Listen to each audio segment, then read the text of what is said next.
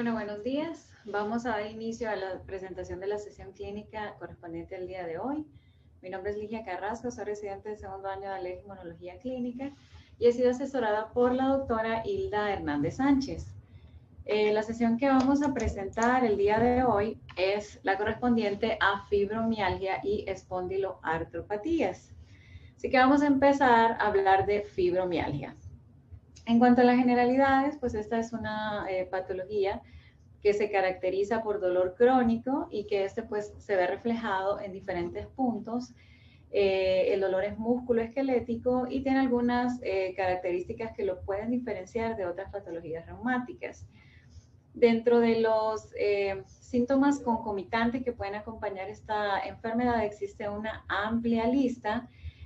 Síntomas que pueden afectar o ocasionar incluso disfunción orgánica o que pueden llevar al paciente a presentar alteraciones cognitivas, como por ejemplo problemas de concentración, trastornos de ansiedad, depresión, insomnio, rigidez matutina y que pues se puede acompañar de dolor crónico. Esos pacientes también pueden presentar algunos síntomas como el catastrofismo o el neuroticismo, que estos pues empeoran de forma importante la calidad de vida de los pacientes con fibromialgia. En cuanto al dolor, pues el dolor es musculoesquelético, más adelante revisaremos cuáles son las características específicas, pero tiende a ser generalizado, hay debilidad muscular, presencia de zonas dolorosas, que esos son en diferentes puntos y que refleja casi todo en su totalidad el cuerpo. También los diversos síntomas y síndromes somáticos que se pueden presentar, como lo mencionamos, fatiga, alteraciones del sueño, disminución en la atención, en la memoria, incluso pueden tener pérdida de memoria a corto plazo. Este es el trastorno reumatológico más frecuente después de la osteoartritis. Hablando un poco de historia, pues vemos que desde 1843 ya se empezaba a pues, relacionar el reumatismo y los puntos dolorosos. Si vemos en 1909, Osler pues ya indica que había una posible neuralgia de nervios sensitivos de los músculos. Vemos cómo se va estableciendo la conexión entre pues la parte de la neuralgia y la conexión con los músculos. Pues vemos los siguientes años, también se hicieron aportes importantes como la fibromiositis, el término que se definió o que se definió en 1927. Posteriormente vemos en el año de 1965 también ya se encuentra una asociación con las ondas alfa, esto ya pues relacionado con el sueño y el dolor o la fibrositis. Y ya en 1990 el Colegio Americano de Reumatología ya establece y define los criterios de fibromialgia. En 1992 es cuando ya la Organización Mundial de la Salud reconoce a la fibromialgia como una enfermedad y la coloca dentro de la clasificación internacional CIE-10 con el código M7904. En cuanto a la epidemiología, es importante mencionar que esta va a variar en diferentes poblaciones, en diferentes países, pero que en la población en general se tiene una prevalencia del 2 al 4%. Esta pues es mucho más frecuente en las mujeres, en la relación de 9 a 1 comparado con la proporción mujeres-hombres, y vemos es bastante la diferencia, por lo que nuestra sospecha debe estar más que todo dirigida a la población del género femenino. Y como mencionaba, la prevalencia pues va a variar según diferentes países. Así hay países como por ejemplo Estados Unidos que pueden reflejar cifras de prevalencia tan altas que pueden pasar los 6.87, y otros como por ejemplo Hong Kong que apenas pueden llegar al 0.8%. Las edades de presentación de fibromialgia, pues el rango de edad que más se relaciona es de 25 y 50 años. Entre los 25 y 50 años, en esta edad, en las mujeres sobre todo, es cuando podemos tener la presencia de fibromialgia. Este es un estudio que se realizó en cuanto a la prevalencia en diferentes países. Si vemos en Estados Unidos, en algunos estados pueden reportarse cifras altas de prevalencia, de 6.4%, también en la parte norte de África, hasta un 9.3%. En Turquía alcanza el 8.8%, Estos son como los porcentajes más altos. Si ya vemos en Francia, en España, en Portugal, ya la prevalencia pues oscila entre 2.9 y 4.7. Y si vemos ya en el lado de Japón o en Hong Kong, la prevalencia es menos, sobre todo en Hong Kong, que apenas abarca un 0.8%. Y esto es pues que la prevalencia va a variar según diferentes pues países, y lo podemos ver reflejado aquí. Este es otro estudio en donde se encontró también la prevalencia que existe, que pues está un poco relacionado con la anterior, en donde vemos que en Francia se registra el 1.5, un poco menos el anterior que se publicó en el artículo anterior. En Estados Unidos, pues entre 2, en España, un poquito más alta, en Portugal, Italia, donde se registraron en este estudio, pues los porcentajes más altos de fibromialgia.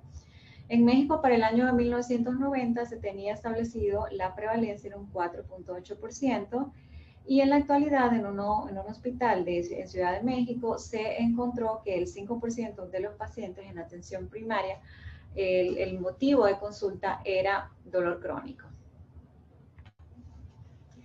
En cuanto a la fisiopatología, vamos a revisar algunos de los puntos más importantes que se relacionan con la presentación de fibromialgia. Pueden ser anomalías que involucran tanto el sistema neuroendocrino como el autónomo. También está relacionado con factores genéticos, variables psicosociales y estresores ambientales. Pero en sí, pues se menciona que existe un exceso o una producción aumentada de algunas sustancias, que ya mencionaremos, por ejemplo, la sustancia P es una de ellas, y que eso llevan a que haya estimulación de las glías, ¿verdad? Y haya una pues mayor percepción del dolor o de los síntomas somáticos que ellos presentan. También hay sensibilidad, o hay aumento de la sensibilidad a algunos estímulos como el calor, el frío, la presión mecánica e isquémica también. Vamos a encontrar que aquí hay un desequilibrio de citocinas, es decir, aumentan las citocinas proinflamatorias y disminuyen las antiinflamatorias, y esto relacionado con estímulos de diferentes células.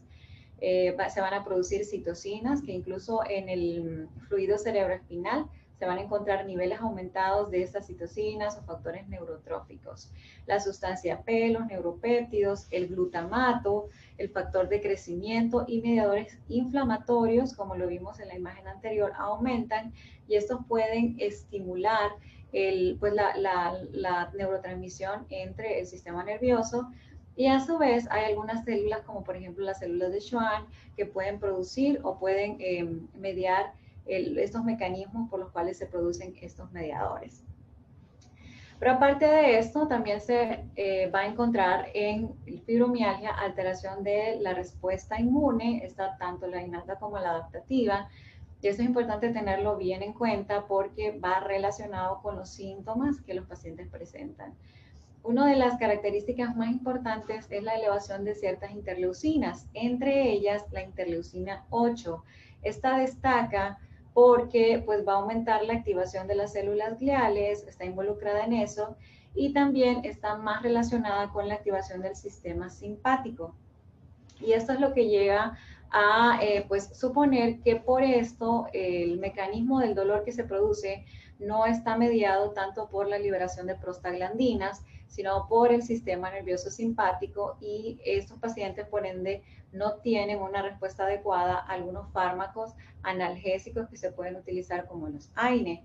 Y esto pues se deduce porque se ha encontrado que no hay tanta elevación de una interleucina que es la 1 beta, y es la que se relaciona con el mecanismo de prostaglandinas, pero sí el aumento de la interleucina 8. Esta es una de las que más se eleva, pero a su vez también tenemos elevación de otras citocinas como la interleucina 6, la 17, el factor de necrosis tumoral alfa, y también cuando se decide utilizar biológicos en ellos, pues van en relación sobre todo a inhibir estas interleucinas, en especial el factor de necrosis tumoral alfa. También hay liberación de interleucina 10, pero esta más es como el mecanismo compensatorio, ¿verdad? Como una citocina antiinflamatoria. En estos pacientes, pues el perfil TH2 está bajo, es decir, las interleucinas 4, 5 y 13, en ellos pues tienden más bien a encontrarse bajas. Diferentes células que se van a activar, entre ellos los mastocitos, y que estos pues sabemos producen interleucinas como la interleucina 6, el factor de necrosis tumoral alfa, y por eso son estas que se van a encontrar elevados en los pacientes. Los neutrófilos producen sustancias quimoatrayentes y pues van a perpetuar el daño del tejido. Los adipocitos también se ven relacionados con la producción de leptina, que esta está pues vinculada con los mecanismos proinflamatorios en muchas enfermedades, lo que no sucede con la adiponectina, que esta es más bien antiinflamatoria, pero en ellos, en los pacientes con fibromialgia, tienden o se han encontrado niveles elevados de leptina, aunque no es un punto que esté completamente claro. También los endocannabinoides se pueden ver elevados y estos regulan la respuesta innata, favoreciendo, o la respuesta inmune, perdón, favoreciendo un perfil proinflamatorio. Por eso en estos pacientes se recomienda dejar de fumar porque puede tener una repercusión negativa. Y también hay aumento de las especies reactivas de oxígeno, que estos a su vez van a condicionar daño de tejidos. El daño de los tejidos también va a perpetuar la liberación de especies reactivas de oxígeno y va a ser como un círculo vicioso. Aquí lo vemos un poco más pues ejemplificado lo que ya vimos. Va a haber estimulación de las células gliales, y eso por algunas sustancias, como vemos aquí, la sustancia P, el glutamato, y van a contribuir a que haya neuroinflamación y que haya sensibilización tanto central como periférica. Aquí tenemos los neutrófilos, que recordemos estos van a producir sustancias quimioatrayentes, que van a provocar daño tisular, los mastocitos con la liberación de interleucina 6, de factor de necrosis tumoral alfa. También vamos a tener la participación de células como los monocitos, los linfocitos, que van a contribuir al mecanismo inflamatorio de los pacientes con fibromialgia. Los reactantes de fase aguda, tanto como la velocidad de eritrosedimentación, la PCR, se van a ver elevados, y aquí se involucran las plaquetas, que también pueden tener estos mecanismos que contribuyen en esos reactantes de fase aguda. Aquí tenemos al adipocito, que recordemos, ellos pues se han encontrado niveles altos de leptina por la liberación de adipocinas, y la leptina que contribuye o está relacionado más con el mecanismo de inflamación. Entonces ya integrado vemos que hay una gran cantidad de mecanismos que se activan en ellos y que pueden condicionar a la presentación del cuadro clínico en fibromialgia. A su vez también existen pues otros factores que van relacionados con los mecanismos que ya revisamos y que los pacientes van a expresar diferentes síntomas.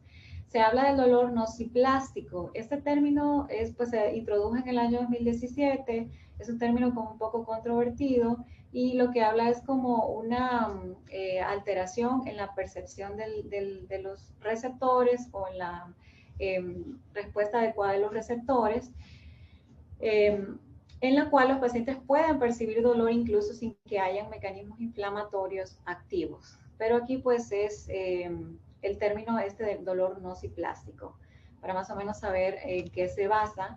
Y vemos en el color rosa, en donde se ve pues la activación de diferentes áreas, en lo cual va a disminuir las señales pues inhibitorias del dolor, disminución de algunos neurotransmisores, en este caso noradrenalina, dopamina, aumento de otros como la sustancia P, el glutamato, y esto pues va a ir y venir en relación con los síntomas que el paciente presenta, que entre ellos, por ejemplo, está el sueño no reparador, la depresión, la ansiedad, alteraciones autonómicas, y que a su vez también se van a relacionar tanto los síntomas del sistema nervioso central como los síntomas periféricos, y los periféricos pues van relacionados con la neuroinflamación, que vimos los mecanismos anteriormente, y que van a condicionar al paciente a tener síntomas en todos los niveles.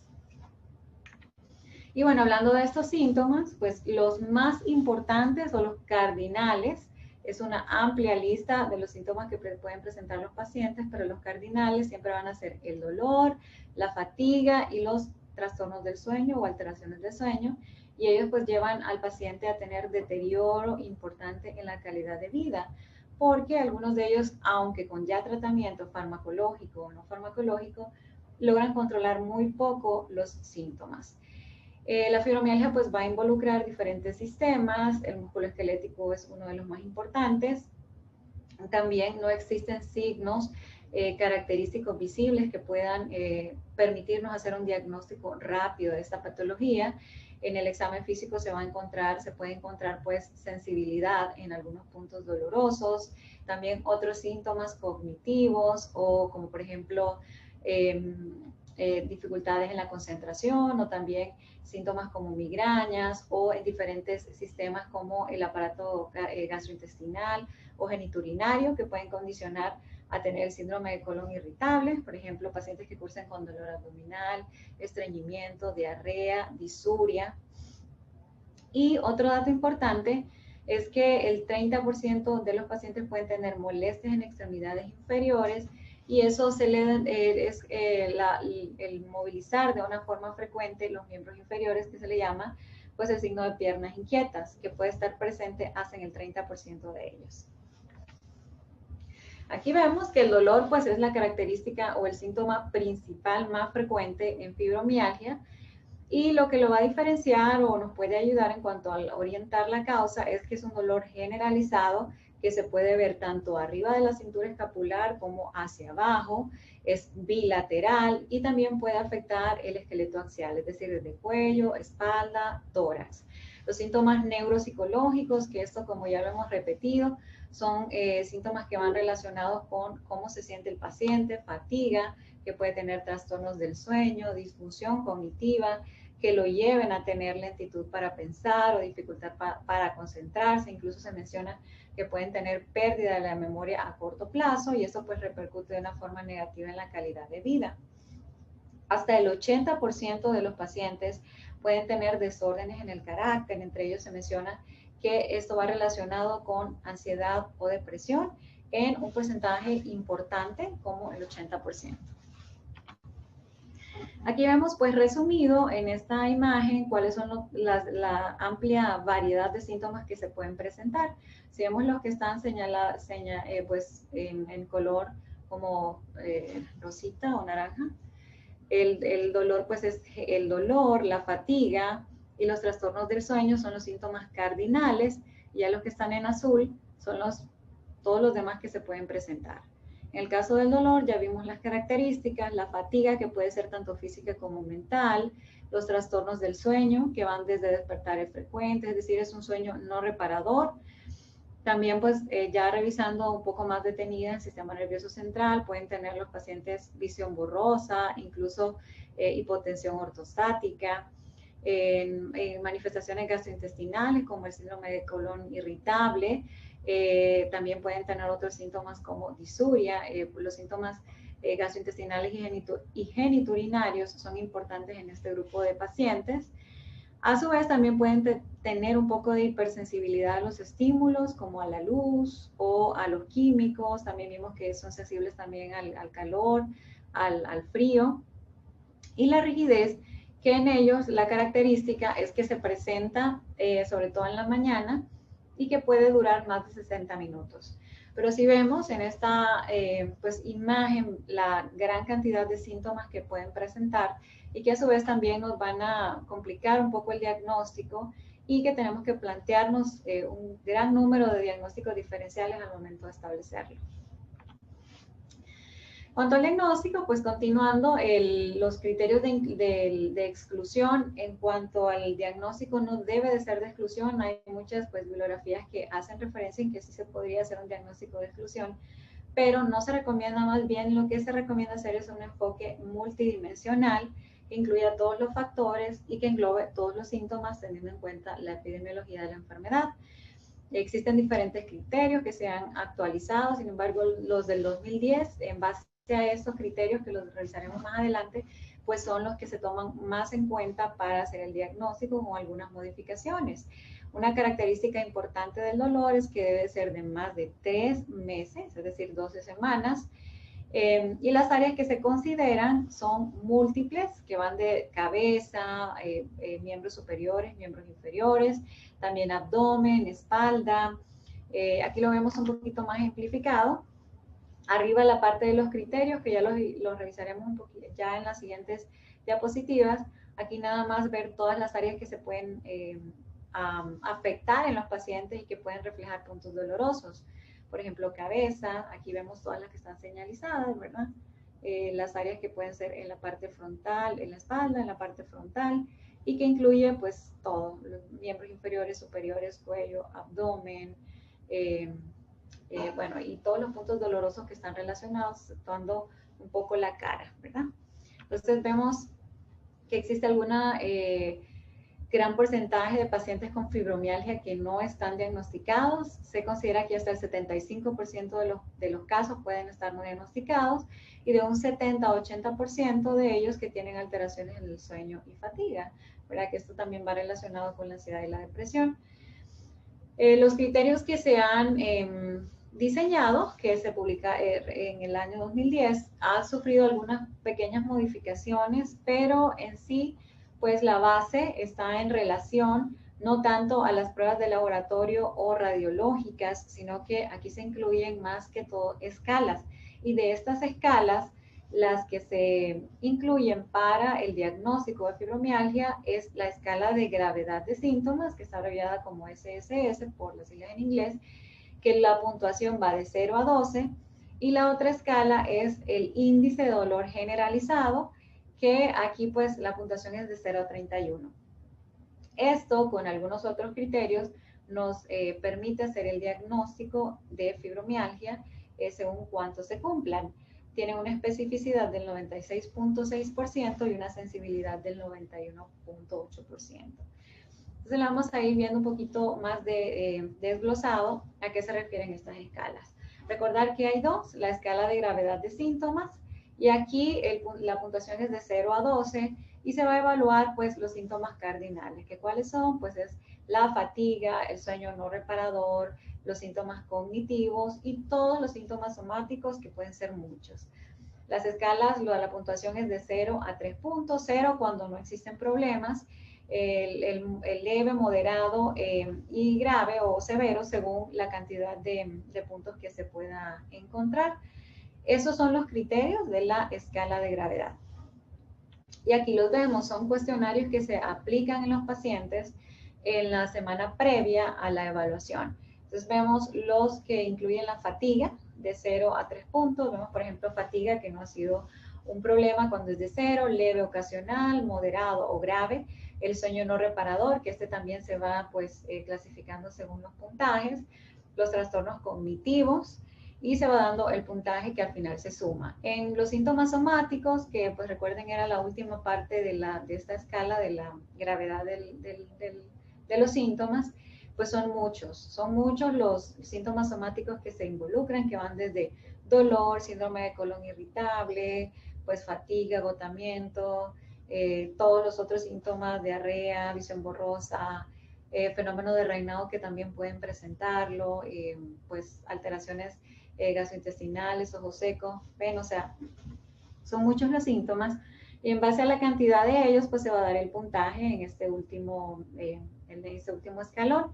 Es decir, si tienen entre 1 y 10 de estos síntomas somáticos, se da una puntuación de 1, entre 11 y 24, una puntuación de 2 y 25 más puntuación de 3. Este es la primera escala, que es la gravedad. La otra escala, o el índice de dolor generalizado, es para ver las áreas específicamente del dolor, donde se localiza, y aquí el puntaje es de 0 a 19 puntos. La cintura, los puntos que se localizan es la cintura escapular, la cadera, que esto incluye el glúteo, el trocánter, la mandíbula, la parte superior de la espalda, la inferior, los brazos, la parte superior y parte inferior de brazos y piernas, pecho, abdomen, es decir, son puntos bien establecidos que se deben de tener en cuenta a la hora de evaluar el índice de dolor generalizado. Aquí lo vemos un poco más ejemplificado, cuáles son las áreas que se deben de evaluar en cuanto a los puntos dolorosos, que es la escala del dolor generalizado. Como es generalizado, pues va a incluir todas las áreas, desde mandíbula, creo que se exceptúa el área de la frente, ojos, nariz, las manos y los pies. Luego, en general, son casi todas las áreas. Vemos la cintura escapular, el cuello por aquí, los brazos, tanto la parte superior como la inferior, abdomen, los miembros inferiores, parte superior e inferior, tanto anterior como posterior. Es decir, incluye casi todo que el cuerpo humano, de hecho es pues la escala del dolor generalizado. Entonces ya teniendo esas dos escalas, aquí vamos a ir pues desglosando un poquito los criterios modificados, que aquí ya vimos el primero, que es el dolor generalizado, que es el que acabamos de ver, en donde el puntaje es de 0 a 19 puntos y todas las áreas que vimos ahorita ejemplificadas. La escala de intensidad del dolor, que es la otra importante para evaluar o dentro de los criterios del diagnóstico, que aquí recordemos que la fatiga, el cansancio, el sueño no reparador y los síntomas somáticos son los que forman parte de esta escala, que es el cuestionario que se aplica a los pacientes y que el puntaje final va de 0 a 12. Una vez que ya tenemos la evaluación de estas dos escalas en los pacientes, entonces llevamos a los criterios. Están los criterios que son los que se han utilizado, que pues vienen del 2010, pero también que se han ido modificando con el transcurso de los años. Se pueden utilizar los dos. Vemos que aquí los que pues no están modificados van en relación a que se presenten estas tres condiciones. ¿Y cuáles son las condiciones? Que haya una escala del dolor generalizado mayor de 7 puntos, recordemos que se mueve de 0 a 19, o que haya la escala de intensidad del dolor mayor o igual a 5 puntos. También dan otra opción, que la del índice de dolor generalizado sea entre 3 a 6 puntos y que la escala de intensidad del dolor sea mayor de 9. Se debe de cumplir el otro criterio, que los síntomas sean al menos durante los últimos 3 meses y que se hayan descartado otros trastornos que puedan relacionarse, ¿verdad? Esos son los criterios y los modificados, que aquí pues se deben de cumplir también 3 condiciones, si hay algunas modificaciones en cuanto a estas condiciones. En el caso del índice de dolor generalizado es igual a lo que acabamos de mencionar. De la escala del dolor pues también es similar, en lo único que varía es que a la hora de interpretar no se incluyen los síntomas somáticos. Recuerden que era una amplia lista de síntomas somáticos.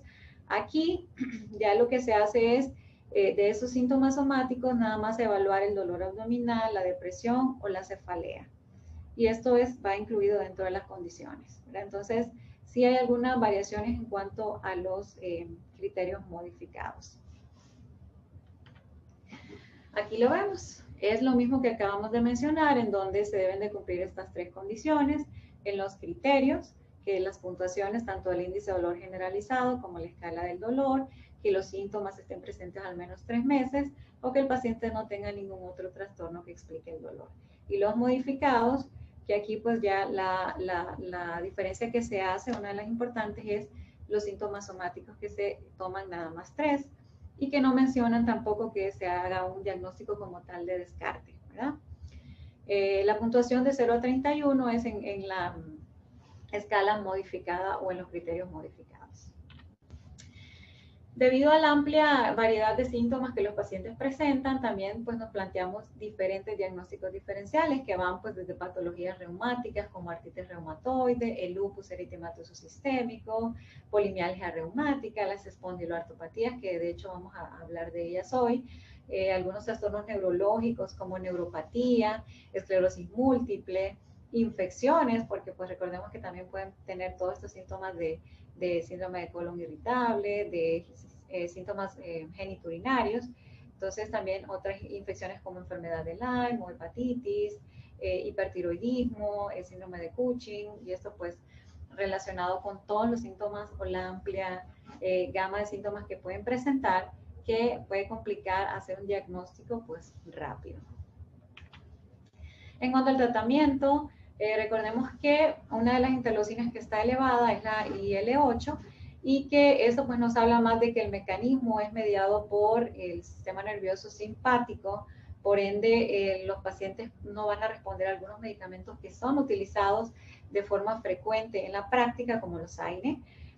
Y por ello, pues también y otros aspectos pueden condicionar a que no haya una reducción completa del dolor, de un 25 a 40% lo pueden presentar nada más, y un alivio significativo de un 40 a 60%. De hecho, se describe que de un 10 al 25% de la población puede tener una reducción de apenas el 50% de la intensidad del dolor con medidas ya farmacológicas, ¿verdad? Por ello es importante tener un diagnóstico adecuado para poder ayudar a la mejora del dolor. Los fármacos que se utilizan en general, pues las combinaciones son mejores que la monoterapia, pero siempre se sugiere que se inicie con la monoterapia. Estos son algunos de los utilizados: la amitriptilina, la pregabalina, la duloxetina. Estos son los que se utilizan de forma más frecuente, también otros como antidepresivos o anticonvulsivos. Las terapias o tratamientos no farmacológicos están indicados en estos pacientes, como la terapia cognitivos conductuales, terapias con ejercicios, hidroterapia, acupuntura, y que pueden formar parte básica para el tratamiento de los pacientes con fibromialgia. Aquí si recuerdan todos los mecanismos de inflamación que vimos, en donde había liberación de citocinas, mediadores de lípidos, sobre todo el aumento de leptina, las especies reactivas de oxígeno que también se elevan, los neuropéptidos, y en base a ello pues van a existir diferentes alternativas de tratamiento. Si vemos en la liberación de las citocinas, pues cambios en el estado de vida, algunas terapias, que era de lo que ya hablábamos, o medidas farmacológicas que lleven fármacos que disminuyan la recaptación de serotonina, que va en relación a los que se utilizan. Los mediadores de lípidos, pues el evitar fumar, el ejercicio. En las especies reactivas de oxígeno se menciona también que se pueden utilizar pues estos que pueden estar relacionados, acupuntura y dejar de fumar en el caso pues de los neuropéptidos que están relacionados con todos estos síntomas expresados por esta población. Los 6 medicamentos que están aprobados por la FDA son la pregabalina, la duloxetina y el milnacipran, pero se pueden utilizar diferentes fármacos, entre ellos pues los antidepresivos tricíclicos como la amitriptilina o la ciclobenzaprina. Son medicamentos que se utilizan en los pacientes con fibromialgia. Los que ya mencionamos, que son los inhibidores de la recaptación de noradrenalina, como la duloxetina y el milnacipran, que también se prescriben. Los anticonvulsivantes, de ellos se pueden utilizar gabapentina, pregabalina, y pues en general se suele iniciar con antidepresivos tricíclicos, pero pues recordemos que estos medicamentos son los que se pueden utilizar en los pacientes con fibromialgia. Existen algún grupo de ellos que, como vimos, no logran tener un control adecuado de sus síntomas, tanto con medidas farmacológicas como no farmacológicas, y que pues en ellos se debe de insistir en el ejercicio físico, en derivar a un fisiatra para mejorar todos los síntomas o los síntomas somáticos que tienen, intervenciones que pues tengan terapias cognitivo-conductuales por todas las alteraciones cognitivas que presentan, y existen otras como las alternativas del tai chi, yoga y acupuntura que se pueden utilizar, pero los datos son escasos. Esta es una lista de los medicamentos que ya mencionamos y las contraindicaciones, que las contraindicaciones van más bien relacionadas con la disfunción orgánica, es decir, en los pacientes que tengan enfermedades cardíacas o enfermedades hepáticas o enfermedades geniturinarias o hipersensibilidad a los medicamentos, son básicamente las contraindicaciones. Así vemos la amitriptilina cuando hay una hipersensibilidad, o que algo que no les mencioné también, que tengan pues el uso concomitante con inhibidor de la monoaminoxidasa. Los que usen un medicamento de estos, que sabemos que son antidepresivos, pues no se deben de prescribir, casi la mayoría de ellos. El caso de la duloxetina también pues van relacionados con los mismos: enfermedad hepática, insuficiencia hepática y enfermedad renal grave. La pregabalina, que haya hipersensibilidad a los componentes sobre todo.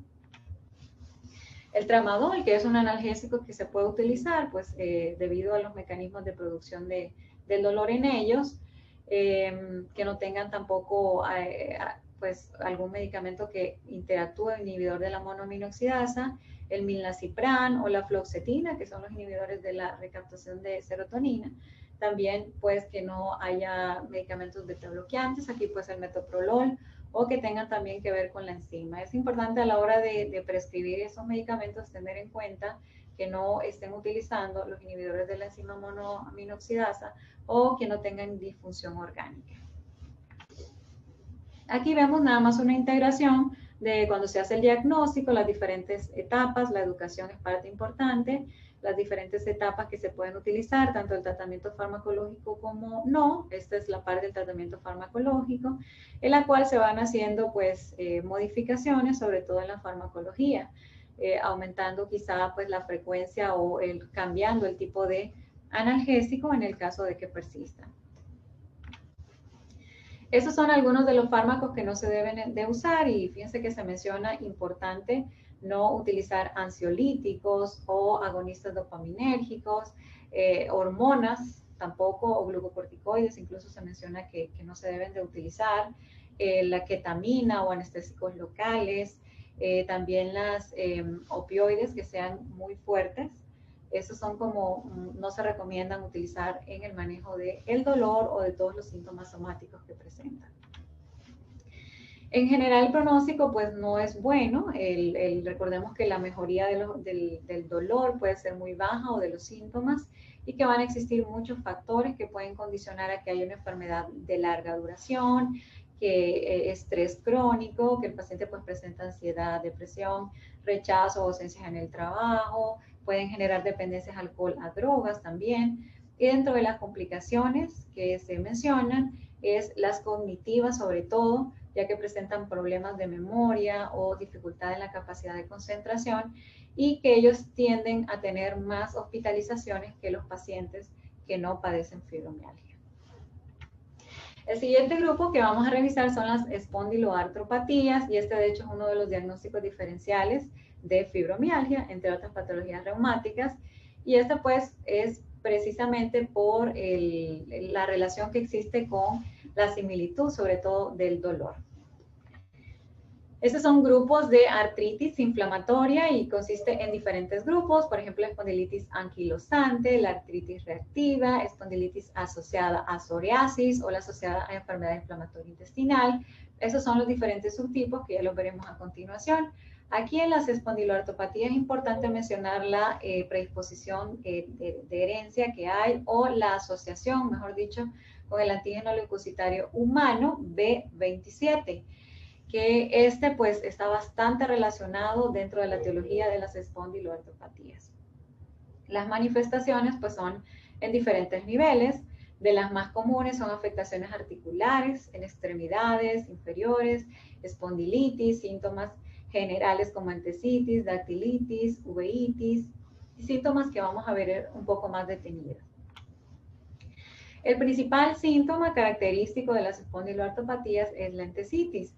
La entesis es una estructura que, como vemos aquí, va a estar formada por tendones, va a estar formada por ligamentos, fascias, cápsulas articulares, por el hueso, y estas son las que van a inflamarse o las que van a ser uno de los síntomas cardinales en las espondiloartropatías. Aquí vemos, por ejemplo, el tendón de Aquiles, que está ejemplificado, que es la inflamación de la entesis. Entonces, la entesitis es el síntoma o la característica histopatológica fundamental en las espondiloartropatías. A modo de historia, pues va relacionado con los términos que se han ido pues definiendo desde 1966. Ya se introdujo el término de entesopatía. En 1970 ya se publicaron estudios de entesis en el concepto ya de espondiloartritis. En 1982 se menciona ya el síndrome de la entesopatía y artropatía en niños que ya pues presentaron estos síntomas. Y en 1988 se habla de un artículo que va relacionado con la entesis y que vinculó o relacionó el tendón de Aquiles como uno de los sitios más relacionados con las espondiloartropatías. La prevalencia pues va del 0.1 al 2.5% y esta pues varía en la población en general. En México todavía no se conoce cuál es la prevalencia exacta, pero se menciona que el 42% es del tipo de la espondiloartropatía indiferenciada, que es uno de los subtipos que veremos a continuación. En Europa la prevalencia pues similar entre el 0.3 al 1.8%, un poco más baja, ¿verdad? Estos son los subtipos que hay que tener en cuenta a la hora de hablar de las espondiloartropatías. La espondilitis anquilosante, la artritis reactiva, la artritis psoriásica, la artritis asociada con enfermedad inflamatoria intestinal y la espondiloartritis indiferenciada. En el caso de la espondilitis anquilosante, esta es la más frecuente de todas las espondiloartritis y esta se encuentra o se observa sobre todo en varones, en el género masculino, que se presenta entre la segunda y la tercera década de la vida. Y pues va relacionado y va muy relacionada con el antígeno leucocitario humano B27, en general todas, pero esta hasta un 95% de los pacientes lo pueden presentar. La artritis reactiva, que esta se presenta sobre todo en articulaciones en miembros inferiores, en las grandes articulaciones y después de infecciones geniturinarias y gastrointestinales. Son el tipo de infecciones que más se relacionan. La artritis psoriásica, que esta ya es una variedad de manifestaciones articulares con lesiones psoriásicas. La artritis asociada a enfermedad inflamatoria intestinal, que este es un tipo de artritis relacionada con la enfermedad de Crohn o con la colitis ulcerosa crónica. Esta pues se ve en ambos géneros igual y las edades de casi todas de ellas pues están entre la segunda, tercera y cuarta década de la vida. Y la indiferenciada, que de hecho esta es la más frecuente en México, recuerden que lo mencionamos. Aquí pues es cuando no se cumplen todos los criterios que hacen el diagnóstico de los diferentes subtipos, entonces pues se engloban dentro de la espondiloartritis indiferenciada.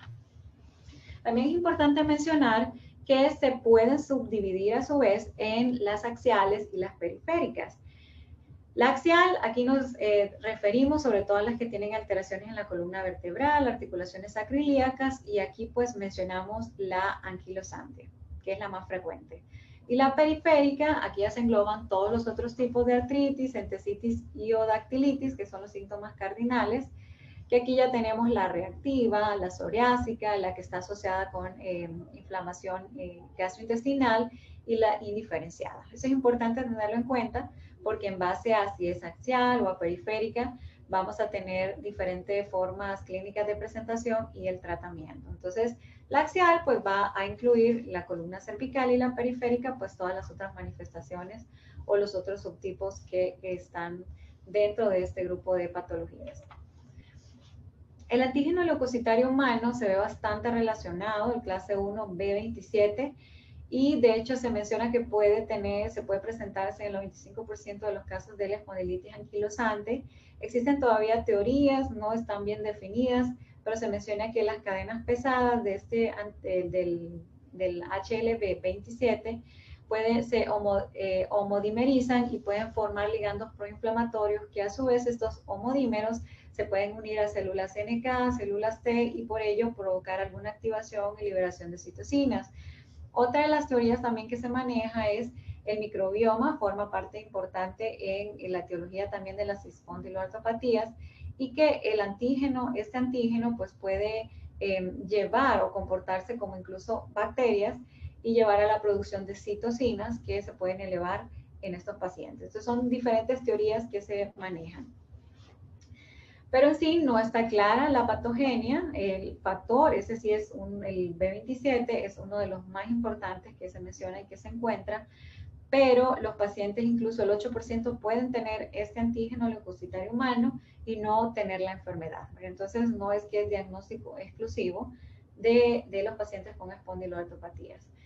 Existe un aumento en la producción de interleucina 23, estos pues mecanismos o liberación de citocinas pueden favorecer la liberación de interleucina 17, también se puede favorecer el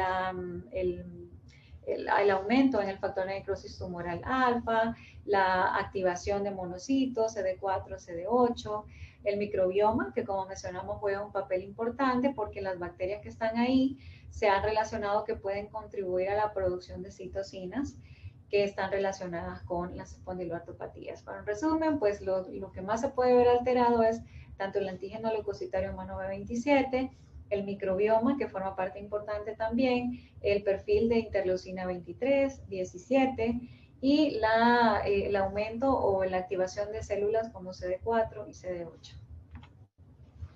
Los síntomas son generalizados, los que vamos a revisar, pero van en base a los subtipos. Por ejemplo, todos, tanto la axial como la periférica, van a tener artritis, entesitis y dactilitis, se pueden presentar en todos los subtipos. En este caso nos referimos más a la anquilosante, en donde los pacientes pueden tener dolor lumbar de un 70-80%, que es la axial, recordemos, y que pues tiende a presentarse, las edades de presentación de estas espondiloartropatías en general son menores de 45 años. El dolor, las características del dolor, que es insidioso, también debe estar más de 3 meses, es decir, 12 semanas, al igual que fibromialgia. y que va a mejorar con el movimiento y con la ingesta de AINE, pero el dolor en general de las espondiloartropatías no mejora con el reposo. Esa es una característica importante. La rigidez matutina y el dolor en la noche que se pueden presentar. Los síntomas pues que van relacionados y que se pueden encontrar en todas las artropatías, vemos que la entesitis es uno de los síntomas cardinales, también la artritis periférica y la dactilitis. Esto pues se va a presentar en mayor o en menor medida según el subtipo que se encuentre. La artritis periférica es uno de los que se presenta, que en general es oligoarticular, es asimétrico, puede afectar tobillos, rodillas, y eso va más que todo con la artritis reactiva. La entesitis, que esta se ve en todos los tipos de espondiloartropatías, que recordemos esta inflamación de la entesis.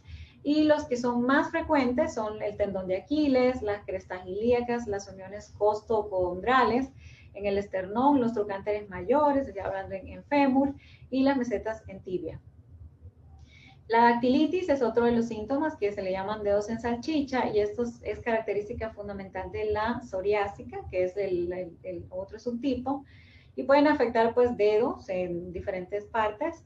Puede ser de una forma presentación aguda cuando duele, pero también se puede presentar de forma crónica, que es ya no dolorosa. También los pacientes con espondiloartropatías tienen manifestaciones extraarticulares. Aquí vemos que las más frecuentes son la uveitis, la psoriasis y la colitis. Y vemos que son muchas: intestinales, oculares, cutáneas, cardiovasculares, pulmonares, renales, osteoporosis, es decir, en todos los aparatos.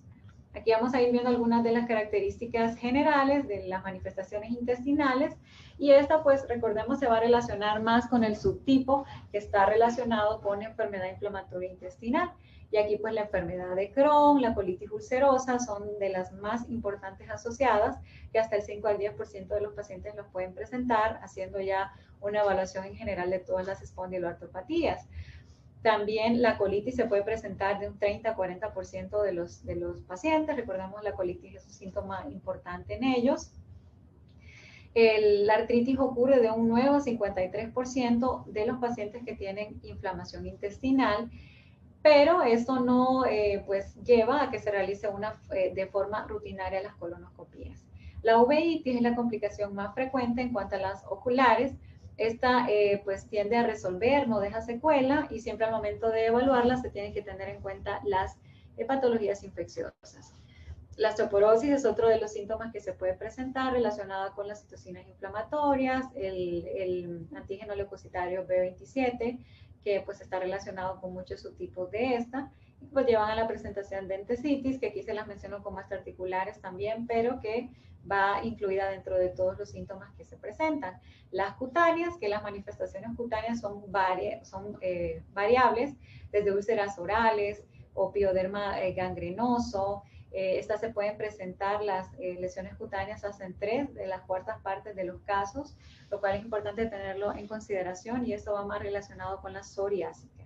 La psoriasis es una de las manifestaciones cutáneas más frecuentes. Esto también tenerlo como punto clave a la hora de pues hacer un diagnóstico de esta enfermedad. En cuanto a los criterios de diagnóstico, estos se van a diferenciar o dividir entre la axial y la periférica, ¿verdad? Por eso es importante esta subclasificación. Son los criterios ASAS, que es el de la Sociedad de Espondiloartritis, del manejo de las espondiloartropatías, en donde en el caso de que sea axial se incluye el dolor de espalda, que sea mayor de 3 meses y que sea la edad menor de 45 años. Si hay este criterio, en general, la sacroilitis, que sea pues demostrada, más uno de los criterios que están mencionados como el dolor inflamatorio, la artritis, la entesitis, uveitis, psoriasis, enfermedad de Crohn, los antecedentes familiares, la presencia del antígeno leucocitario B27 y algunos marcadores de inflamación. Y en el caso de que se encuentre el criterio general, pero la presencia del antígeno leucocitario B27, debe de cumplirse 2 de estos criterios que ya mencionamos. Para hacer el diagnóstico de las periféricas, pues aquí ya no se incluye el dolor, recordemos que esta ya incluye los otros subtipos, pero sí que haya artritis, entesitis o dactilitis, y una vez que se encuentre alguno de ellos, si hay se dividen en 2 grupos los síntomas. si el paciente presenta psoriasis o inflamación del intestino, o la presencia de infección, precedido de infección, o el antígeno leucocitario B27, o uveitis, sacroilitis por imagen, debe de tener los anteriores más uno de esos criterios. Y si son los otros síntomas, como artritis, entesitis, dactilitis o antecedentes familiares, pues aquí debe de tener 2 criterios. Estas son las diferencias en cuanto al diagnóstico. También existe el dolor inflamatorio, cuáles son que es el síntoma principal y cómo, según los diferentes criterios, varían. Pero en conclusión, los criterios pues son similares en los que se han ido pues registrando a lo largo del tiempo. Recordemos, estos son nada más para el dolor de la espalda. Y aquí, de los que ya mencionábamos, existen diferentes, los vamos a mencionar nada más, los criterios de Kalin, los de Berlín y los de ASAS, que estos últimos son los más específicos y los más sensibles. Vemos, por ejemplo, los de Kalin, que incluyen una edad menor de 40 años del dolor, la espalda que sea más de 3 meses, que sea inicio insidioso, rigidez matutina y que mejora con el ejercicio. Aquí sí se diagnostican 4 de 5 criterios hacia el diagnóstico. Los criterios de Berlín, que aquí la rigidez matutina más de 30 minutos, que el dolor de la espalda mejora con el ejercicio, pero no en descanso, que pues se puede presentar dolor alterno, y bueno. Pero los ASAS son los más específicos. Y aquí pues vamos a aprovechar para repasar un poco cuáles son las características del dolor de las espondiloartropatías. Recordemos que el dolor pues tiende a ser un dolor insidioso que se presenta en la noche, que puede haber mejoría al levantarse, la edad de inicio menor de 40 años, que el dolor va a mejorar con el ejercicio, pero no mejora con el descanso. Ese es uno de los puntos claves.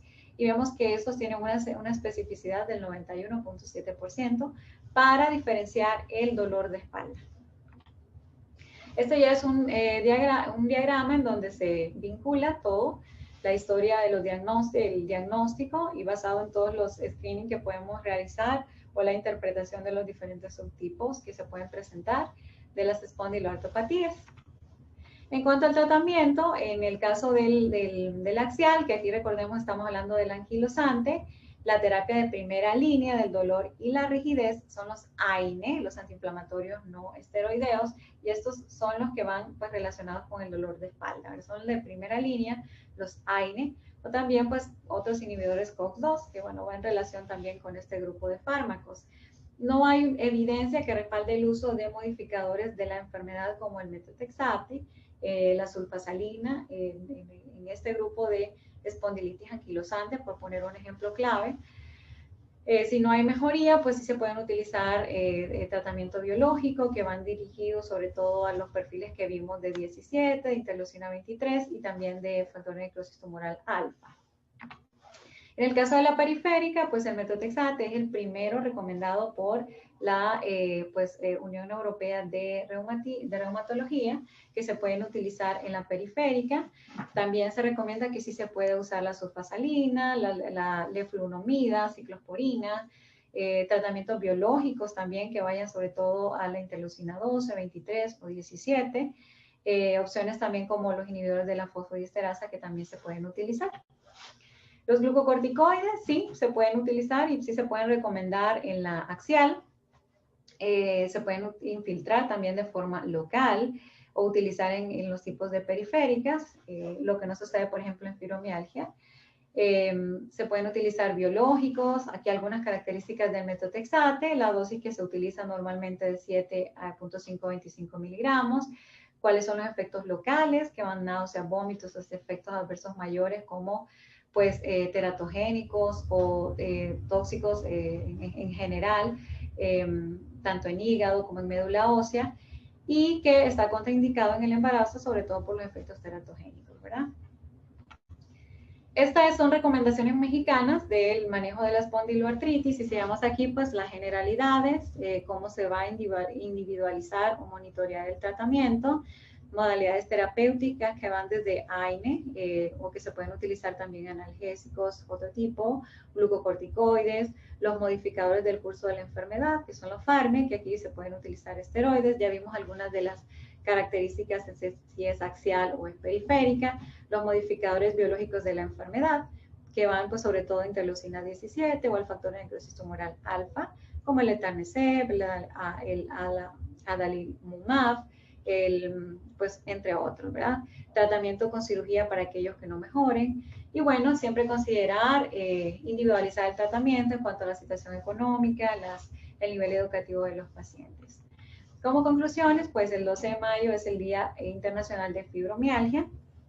Es un problema crónico que puede llevar a afectar la calidad de vida en los pacientes. Es el más frecuente después de la osteoartritis. El dolor es el síntoma cardinal de la fibromialgia y la entesitis de las espondiloartropatías. Y pues en el caso de la fibromialgia, que es uno de los que más connotación tiene, ya que no tiene cura y tiende a tener una evolución con afectación importante en los pacientes que la padecen. Como conclusiones personales, pues la fibromialgia es una enfermedad compleja que puede llevar a retrasos del diagnóstico y que puede afectar de forma importante la calidad de vida. El diagnóstico tanto de la fibromialgia como de las espondiloartropatías puede ser un gran reto, ¿verdad? Por la amplia gama de síntomas que se presentan, y de igual forma el tratamiento puede ser relacionado con terapias farmacológicas o no farmacológicas, y la educación al personal de salud, a la población, para hacer un diagnóstico temprano, una mejor comprensión de estas patologías y dar pues mejores opciones a los pacientes que las padecen. Bueno, hasta aquí la presentación de la sesión clínica del día de hoy. Les agradezco mucho por su atención.